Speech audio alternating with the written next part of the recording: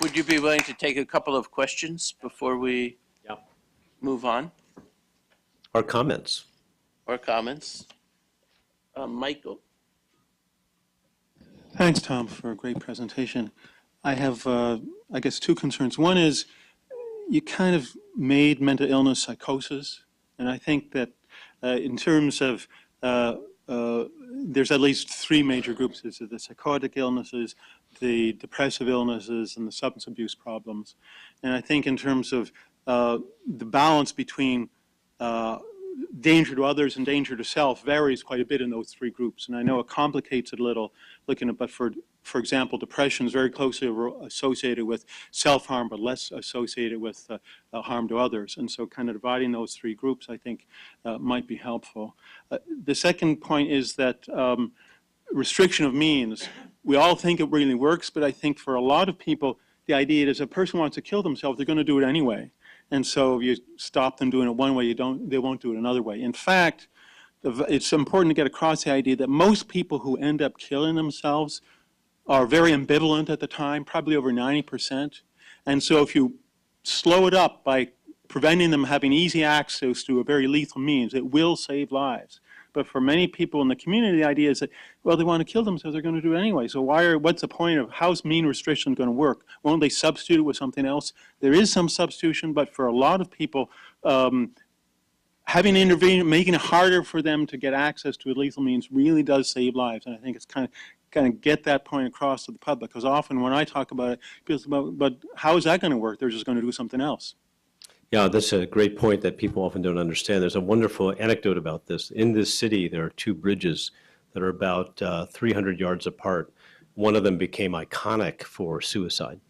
And there was lots of discussion about putting up barriers to prevent that. And almost everybody said, what's the point? If we block that bridge, they'll just go to the next one. Ultimately, we did block the bridge that was the suicide bridge, as it became. And no one ever used the other bridge. It's a very interesting observation. There's similar stories for the Golden Gate Bridge as well. I know Eric has written about this. It's a very fascinating part about the value of means restriction is, in spite of the public sense that people who want to kill themselves will find a way. If they're frustrated, maybe not today.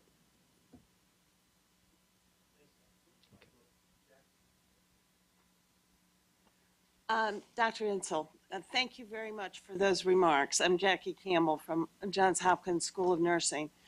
And first of all, I applaud the research agenda on suicide. And I recall seeing a while ago one of the graphs in terms of the amount of funding in each of the institutes. And I know at NIH there's much more across-institute funding, which I think will help some of those issues. I know that NIMH has relatively low on that graph. And I wondered with this new, renewed, and terrific emphasis on more violence research, more suicide research, if there's going to be more funding directed toward that, or within NIMH, or if NIMH is going to get, in this era of restricted NIH funding, I doubt it, but there will be increased funds. And it becomes a zero-sum game, of course, in terms of funding. And I don't know if you have any insights in terms of how all of that is going to work. Well, I don't have a lot of insight. I would actually push back on the idea that it's a zero-sum game. I think it is currently, but it doesn't have to be. I think if the nation decides that, just like a corporation that has a problem and is hemorrhaging funds or hemorrhaging resources, that they want to invest in R&D, we could invest in research that actually could bring down the problem. We've done this. I'm completely addicted to the Global Burden of Disease program. I think that's just brilliant to follow and watch the numbers change. And if you look at that, the biggest change over the last 10 years, 20 years, has been the burden of disease of HIV. HIV got 10% of the NIH budget. So we invested very heavily, $3 billion a year every year for 20 years.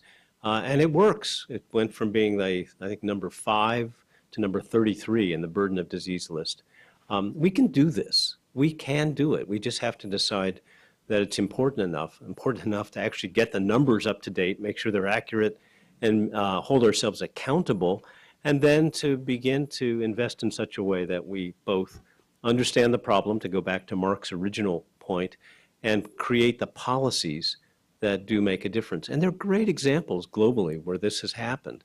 It's just not been a priority for this country. We have to have that as a real public discussion. It's kind of a practical question. First, thanks for your talk, and thanks for mentioning the NIH program announcement. And there are 10 institutes involved in it, so we're really But you could get the happy credit. about that. You might as well.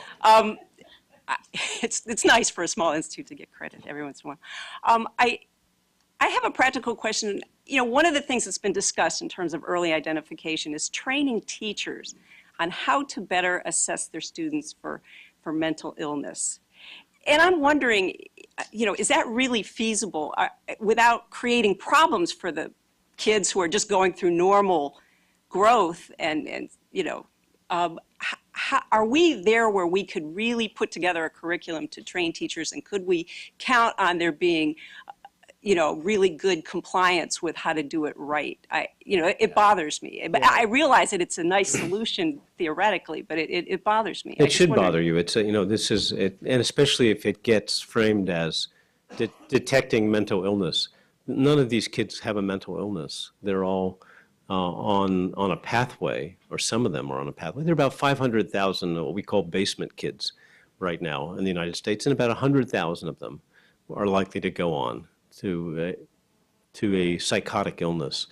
So how, you know, you don't want to label the 400,000 who are going to go on to college instead, right? And you want to make sure you, just like we've done for diabetes and hypertension, where, you know, we've had this huge focus on obesity. You've got to be very careful about how you address this. So I think part of it is figuring out ways to demystify and I don't like the term stigma, but to some extent destigmatize what you're doing. The Australians have done this really well. And the way they've done it is to reframe all of this in terms of helping troubled adolescents to do better in school and to get dates. That's really what it's about. And if you do that, you know, you sort of help them with, during a tough time with social and emotional growth, and you don't get into issues of medicalizing this, because for many people it won't be.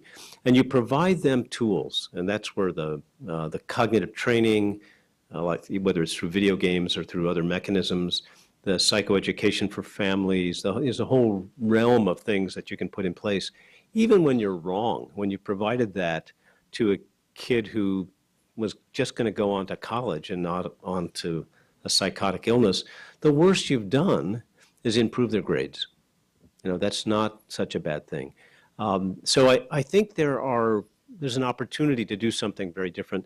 Conversation that's now taking place in Congress as well about, could we create a national network that will not only, maybe not even be in schools, but could be like the Australian Headspace program, an after-school program that would be available to help kids through this very stormy period, and to also, for those who really are at high risk for very serious outcomes, adverse outcomes, figure out how to give them the tools that will make them more resilient.